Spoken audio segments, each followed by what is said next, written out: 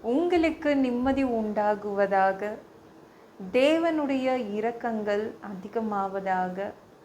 தேவன் என்ன சொல்றாங்கன்னா, உபாகமம் 28:7, ஒரு வழியாய் உனக்கு எதிராக புறப்பட்டு வருவார்கள், 7 வழியாக உனக்கு முன்பாக ஓடி போவார்கள். விரோதிகள் இல்லாத ஆளே இல்லைல்ல. எல்லாருக்கும் ஒரு எதிரி இருக்க தான் செய்வாங்க. இயேசுவுக்கே விரோதிகள் இருந்தாங்கங்க. அதிசயமாக இருக்குல்ல. அவ்வளோ நல்ல இயேசுவுக்கே அவ்வளோ விரோதிகள் இருந்தாங்க. நாங்கள் ஒன்றுமே செய்கிறதில்ல, அவங்களாம் நம்மளை விரோதிக்கிறாங்க. எத்தனை பேர் சொல்கிறீங்க? தேவன் என்ன சொல்கிறாங்கன்னா, ஒரு வழியாக வருவாங்க, ஆனால் அவங்க உங்களுக்கு முன்னாடி நிற்க முடியாது, அப்படியே சிதறி போயிடுவாங்க அப்படின்னு தேவன் சொல்கிறாங்க. நான் பாட்டு என் வேலையை செய்கிறேன், ஆனால் அவங்க பாட்டு வழியை சண்டையை இழுக்கிறாங்க. என்ன பண்ணுறது? கவலைப்படாதீங்க, தேவன் இருக்காரு. உங்கள் முன்னாடி நிற்க முடியாது. வருவாங்க, எதிரின்னு வருவாங்க, விரோதின்னு வருவாங்க, உங்களை தேடி முன்னாடி நிற்பாங்க. ஆனால் அவங்க என்ன பண்ணிடுவாங்க? ஓடி போயிடுவாங்க. அவ்வளோதான். அதுக்காக பயப்படாதீங்க.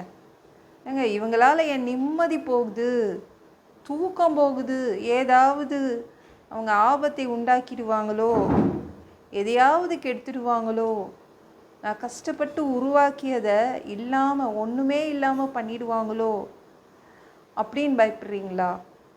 தேவன் உங்கள் முடியை கூட எண்ணி வச்சுருக்காருங்க. மற்றவங்க தொடுறதுக்கு உங்களை அலோவ் பண்ண மாட்டார். மற்றவங்க உங்களை தொட முடியாது. அவருடைய கண்மணிகள். அவர் உங்களை யாராவது தொட்டானா அவ்வளோதான், சும்மா விட மாட்டார்.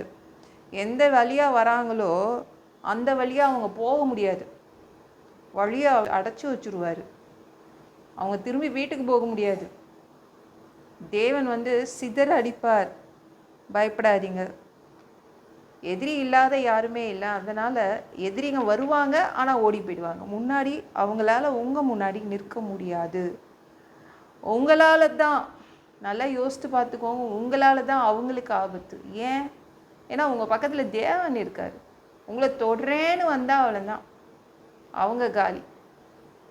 அதனால் எதிரிகள் பார்த்து பயப்படாதீங்க, தைரியமாக இருங்க. உங்கள் வேலையை நீங்கள் பாருங்கள். தேவன் பக்கத்தில் தான் இருக்கார், உங்கள் பக்கத்தில் தான் இருக்கார். சும்மா விட மாட்டார். தேவனை பார்த்து அவங்க பயந்து ஓடி போயிடுவாங்க, முறிந்து விழுவாங்க. ஒன்றும் தேராது. உங்களுக்கு எதிராக யாராவது வந்துட்டாங்கன்னா பாவம், ஒன்றும் தேராது. அவங்களுக்கு பழைய பலன் இருக்காது. இருக்கிற எல்லா பலனும் எல்லாமே இழந்து தான் வீட்டுக்கு போவாங்க. சரிங்களா? ஒரு நல்ல அமைச்சருங்க, சூப்பரான அமைச்சர் ஒருத்தர் வாழ்ந்து வந்தார். அந்த அமைச்சருக்கு ஒரு ராஜா என்றைக்குமே தன்னை தான் வணங்கணும்னு எல்லாரும் சொல்லுவாங்க, எந்த ராஜாவும். ஆனால் அந்த அமைச்சரை அந்த ராஜாவே வணங்க சொன்னார். அமைச்சர் அந்த ஆமான் என்ன பண்ணான்னா, இவ்வளோ கனத்தை பெற்று அந்த ஆமான் தெரியாமல் ஒன்று தப்பு பண்ணிட்டான். சாதாரண ஆளுன்னு நினச்சி மொர்தகாய் என்ற காவலாளியை தொட்டான். சாவடிச்சிடலாம், இவன் நம்மளுக்கு மரியாதை கொடுக்க மாட்டேங்கிறானே. ஒரு சாதாரண ஆள் சாதாரண காவலாளியை தொட்டான். அவ்வளோதான், தேவன் அவனை வீட்டுக்கு அனுப்பலை, அவனை சாவடிச்சிட்டார். அப்படிதாங்க, உங்ககிட்ட யாராவது வந்தால் அவ்வளோதான். அவங்க எந்த கெட்ட எண்ணத்தோடு வராங்களோ அந்த கெட்ட எண்ணத்தை அவங்களுக்கே திருப்பி அனுப்பிடுவார். ஆமாம், நீ எந்த கெட்ட எண்ணத்தோடு வந்தான்? சாவடிக்கணும், மொர்தகாயை சாவடிக்கணும்னு அந்த கெட்ட எண்ணத்தோடு வந்தான். தேவன் அதை அப்படியே திருப்பி அனுப்பிட்டார். அதனால் பயப்படாதீங்க. எத்தனை எதிரிகள் வந்தாலும் உங்களுக்கு எந்த ஆபத்தும் இருக்காது. உங்களை எந்த இடத்துலையும் தொட முடியாது. அதானே பயப்படுறீங்க? இதை கெடுத்துருவாங்களோ, ஐயோ என் வாழ்க்கையை கெடுத்துருவாங்களோ, என் வேலையை கெடுத்துருவாங்களோ. எதுவுமே பண்ண முடியாதுங்க. தேவன் இருக்கார். பாவம், உங்கள் எதிரிகள் திரும்ப வீட்டுக்கு போக முடியாது. தேவன் இருக்கார். அவர் சும்மா விட மாட்டார். இந்த வீடியோ பிடிச்சிருந்துச்சுன்னா மற்றவங்களுக்கும் ஷேர் பண்ண மறக்காதீங்க. கர்த்தர் தாமே உங்களை ஆசீர்வதிப்பாராக. ஜெபம் பண்ணலாமா?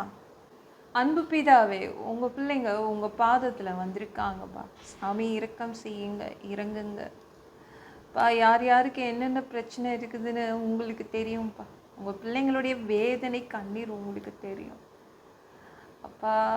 உங்கள் பிள்ளைங்களை நீங்கள் நல்லா வச்சுக்கோங்கப்பா. அவங்களுக்கு எதிராக எழும்புறவங்களை ஆண்டவரே தயவுசெய்து இல்லாமல் பண்ணுங்க. அவங்க முன்னாடி வந்து நிற்கக்கூடாது, இன்னொரு தடவை வந்து நிற்கக்கூடாது. அவங்களுக்கு வந்து அவங்க நிம்மதியை குலைக்கக்கூடாதுப்பா. உங்கள் பிள்ளைங்களுடைய நிம்மதியை குலைக்கக்கூடாது. எல்லா பொல்லாத பிசாசுகள், ஏவல்கள், மந்திரங்கள், தற்கொலை ஆவிகள், பயத்தின் ஆவிகள், பலவீனப்படுத்துகின்ற ஆவிகள் எல்லாம் இயேசு என்ற பெயரினை கொண்டு துரத்துகிறேன். ஓடிப்போ. உங்கள் பிள்ளைங்களை ரத்த கோட்டிக்குள் மறைச்சிக்கோங்க. பரிசுத்த ஆவியால் நிரப்புங்க. ஞான ஸ்நானம் எடுக்கணும். ரட்சிப்பீராக. இயேசுவின் காயப்பட்ட தழும்புகளால் எல்லா வியாதிகளும், எல்லா பலவீனங்களும், கேன்சர் போன்ற வியாதிகளும் சரியாகுவதாக. மரணப்படுக்கைகள் சரியாகுவதாக. பரம்பரை வியாதிகள் சரியாகுவதாக. ஒரு மனிதனாக பிறந்தா ஜீவ புஸ்தகத்தில் பேர் இருக்கணும். அப்படி இல்லைன்னா அந்த மனுஷனை பிடிச்சி நீங்கள் நரகத்தில் தள்ளிடுவீங்க. தீ எரிக்கிற இடத்துல எப்படி போய் வாழ்கிறது? நாங்கள் பரலோகத்துக்கு வர்றதுக்கு தான் ஆசைப்படுறோம். அடித்து உதச்சி திருத்தி எங்களை பரலோகத்துக்கு அனுப்பிடுங்க. எந்த ஒரு இமை பொழுது நீங்கள் வருவீங்க, நீ இயேசுவை வணங்கி வணங்கி காத்துட்ருக்கோம். பரிசுத்தமாக வாழ்ந்து வாழ்ந்து காத்துட்ருக்கோம். அந்த ஒரு இமை பொழுதில் உங்களுக்கு ஒப்பான உடம்பு எங்களுக்கு கொடுக்கப்படும். அதை பெற்றுக்கொண்டு மதியவானத்தில் உங்களை சந்திக்க வருவோம். அந்த தருணத்தை இழந்துடக்கூடாதுப்பா. நாங்கள் ஒரு மனுஷனால் பரிசுத்தமாக வாழ்கிறது கூடாத விஷயம். அதற்கும் உங்கள் உதவி கேட்டு வந்து நிற்கிறோமப்பா. 7 வருடம் அந்த கிறிஸ்துவ ஆட்சியில் விட்டுட்டு போயிடாதீங்க. பிசாசு நடத்தும் ஆட்சியில் விட்டுட்டு போயிடாதீங்க. 1000 வருடம் இந்த பூமியை ஆட்சி செய்வதற்காக வருவீங்க. இந்த பொற்காலத்தை பார்க்க ஆசைப்படுறோம். எல்லாவற்றையும் ஒப்பு கொடுக்குறேன். ஏசு மூலம் ஜெபம் கேளும் பிதாவே. ஆமென். நாளைக்கு பார்க்கலாம்.